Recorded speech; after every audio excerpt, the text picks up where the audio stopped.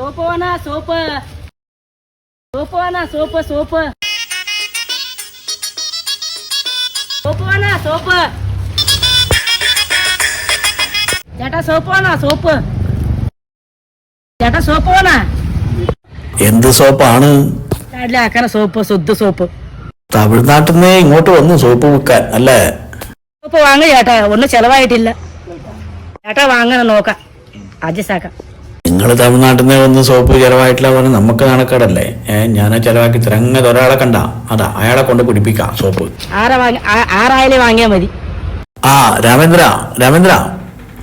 രാമേന്ദ്രനെ കണ്ട ഒരു സോപ്പ് വാങ്ങിച്ചു കുപ്പി വാങ്ങാൻ പൈസ സംഘടിപ്പിക്കണം. എന്താണ് ഞാൻ തമിഴത്തിയായിട്ടൊരു പഞ്ചാരടി? ആ എടാ രാമേന്ദ്ര, ഞാൻ നിന്റെ കല്യാണക്കാരി അവളോട് പറയാം, നിനക്കിതുവരെ പെണ്ണ് കിട്ടിയിട്ടില്ലല്ലോ. എന്താ ചെയ്യാ, ഞാൻ ഇങ്ങനെ ഒരു കൈക്കോട്ട് പണിക്കാരനായതുകൊണ്ട് ഒറ്റ ഒരുത്തനും എനിക്ക് പെണ്ണിനെ തരുന്നില്ലാന്ന്. ആ സോപ്പ് വിൽക്കുന്നവളെ കണ്ടുവാ, എങ്ങനെയുണ്ട്? അവള് തമിഴ്നാട്ടിൽ നിന്ന് സോപ്പ് വിൽക്കാൻ വന്നവളല്ലേ, അതിപ്പോ എന്നോട് പറഞ്ഞിട്ട് എന്താ കാര്യം? അല്ലടാ, അവളെ കൊണ്ട് നിന്റെ കല്യാണം കഴിപ്പിച്ചാലോ എന്നുള്ള കാര്യം ഞാനിങ്ങനെ ആലോചിക്കുക. എടാ അവളെ ഞാൻ കെട്ടിയാലുണ്ടല്ലോ, അവള് സോപ്പിട്ട് എന്നെ കൊല്ലും. ആ ചേട്ടാ സോപ്പ് വേണ്ടേ? സോപ്പ് വേണം, ആ കാര്യം തന്നെ സംസാരിക്കുന്നു, ഇപ്പൊ ശരിയാക്കാം. എന്റെ സുഹൃത്തെ, എന്ത് ശരിയാക്കാന്നാ ഞാൻ തമിഴത്തിയോട് നീ പറയുന്നത്? എടാ നീ പെണ്ണ് കെട്ടാതെ ഇങ്ങനെ മൂത്ത് നരച്ചാവണ്ട, നീ ആ കല്യാണം കഴിച്ചോ. എന്താ ഞാൻ മാത്രം പറഞ്ഞാ മതിയാവും, അവക്കും കൂടെ സമ്മതാവണ്ടേ? അതിനൊരു വഴിയുണ്ട്. ഓള് സോപ്പ് വിൽക്കാൻ വന്നതല്ല, ആ സോപ്പ് മുഴുവൻ നീ പൈസ കൊടുത്ത് വാങ്ങിക്കോ, അങ്ങനെ അവളെ ഷോപ്പിംഗ് ആക്ക്. എന്നാ പിന്നെ ആ സോപ്പ് മുഴുവൻ ഞാൻ വാങ്ങാന്ന് പറ. 1000 രൂപയുടെ സോപ്പ് ഉണ്ടാവും അവളെ കയ്യില്, അതൊന്ന് മുഴുവനും നീ വാങ്ങ്, അപ്പൊ പിന്നെ ഓക്ക് നിന്നെ ഇഷ്ടപ്പെടും. അതാ ഞാൻ ഉദ്ദേശിക്കുന്നത്. സോപ്പ് വേണം പെങ്ങളെ, ഒരു മിനിറ്റ് സംസാരിക്കുന്നുണ്ട്, ശരിയായി വരുന്നുണ്ട്. സോപ്പ് വെറും 10 രൂപ.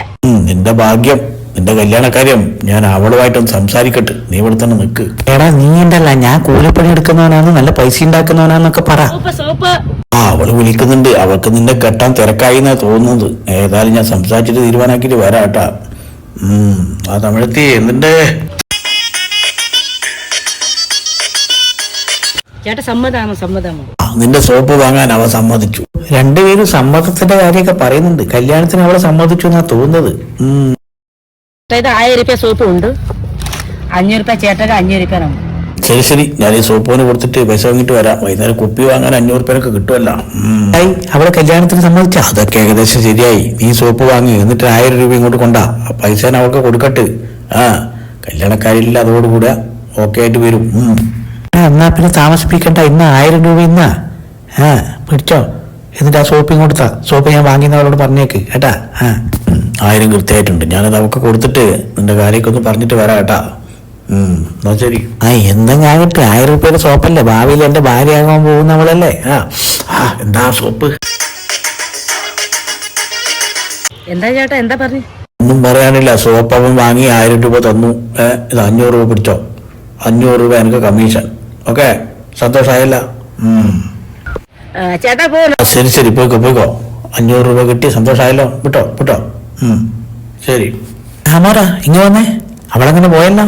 നാളെ 1-ാം തീയതി ബീവറേജ് അവധി, ഇപ്പൊ തന്നെ പോയി സാധനം വാങ്ങി വെക്കണം.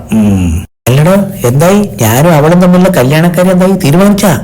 എടോ, അത് വേറൊരു പ്രശ്നമുണ്ട്. അവള് നേരത്തെ കല്യാണം കഴിഞ്ഞതാ, മാത്രല്ല അതിൽ 2 മക്കളുണ്ട്. അതെ, അയ്യോ